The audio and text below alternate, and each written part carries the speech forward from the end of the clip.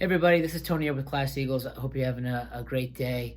A discussion that comes up a lot when it comes to youth sports and particularly with soccer and players is, what's the right pathway for my child? What should they be doing when they start playing soccer, and then from there, there's a lot of decisions to make in terms of how often they're playing, where they're playing, which clubs, if they're doing additional training sessions or practice on their own, what's too much, what's too little.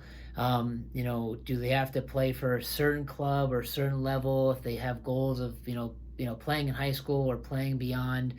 And the bottom line is there's not one right answer to that question. If you look at players at the high school level, you look at the college level and the professional level, you get a lot of very different stories, a lot of different uh, journeys and pathways that those players took. There's not one single right answer or one single wrong answer. And if there was one right way to do it, or you have to follow a certain pathway to get to a certain level, then everybody would be doing that one thing, and that's just not the case. Nobody has the magic pill or that the magic process that guarantees that a player is going to get to a certain level. For me, I always tell parents that you have to look at your child, have those discussions with them, stay very in tune to what they're enjoying and what they're not, because the bottom line in terms of player success and how long they'll play this game, where they'll take it to, is their enjoyment of it. And that looks different for every player. Are they enjoying the game? Are they enjoying everything that comes along with it in terms of the practice, the training, the games?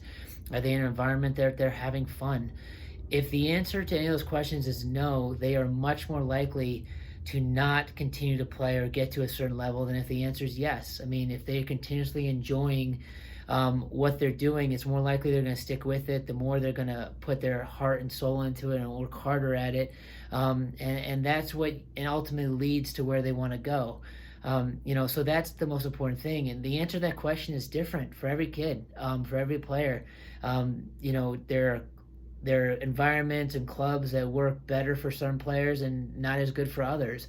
It's not an indictment or an endorsement of a club if a player likes it or doesn't like it. It just might not be the right environment for them.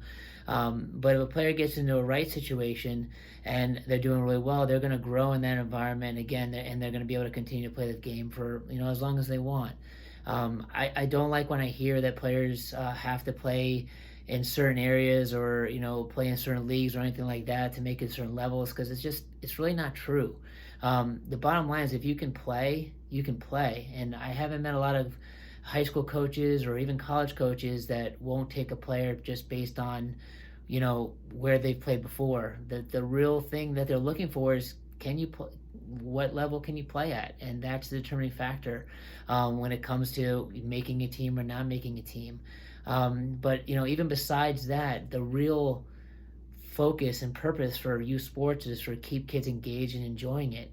So when it comes to what players should do or shouldn't do, again, the biggest point I want to make is that the answer is different for every player, and there's no one thing I would endorse or type of training or schedule of training or pathway. I would say that that's what you would have to do for any player. Whenever I have that discussion with kids and parents, it's always a lot of questions asking what they're looking for and then helping them find opportunities that align with that. And again, I think one of the fears that parents are faced with is if they're not doing something to help their kid have success, they're holding them back. They're not putting them in a situation to set them up to be as successful as possible. And again, it's hard not to feel that way, especially when you're dealing with your own kid.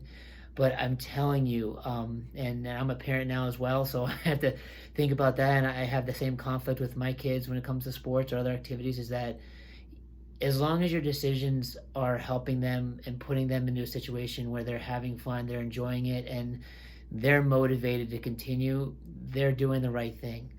You are putting them in the right environment, in the right situation. You're surrounding them with coaches and players and parents and environments that are nurturing and help them become better players and better people, then that's the right pathway. So the long and short of it is this: do not pay too much attention when you hear people say, you can't do this if you want to do that, or you should always do this if you're expecting to get to that. There's just very few absolutes in life, and youth sports is not is another example of that. I mean, you can't use these absolutes and guarantees and certainties based on where you're playing or not playing, and that's gonna overall determine kind of where you end up. So just kind of wanted to talk about that because it's a discussion that comes up a lot with parents and players about what's next for them and what they should do. And and again, my advice is always to kind of really look at all your options, look at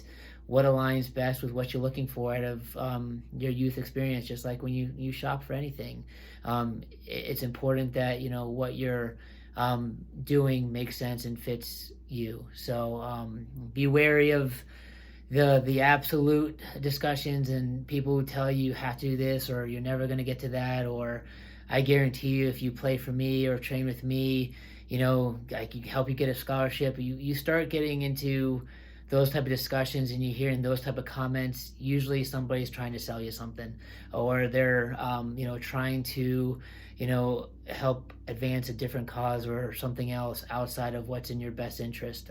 Again, I've never talked to anyone who had my best interest in mind that wasn't first concerned about what I wanted and what I thought was best for me, and then help me try to find those best solutions. So I think it's a very dangerous thing when we talk in generalizations about what's best for kids and what we can do to help them as they continue and grow and move forward in the game.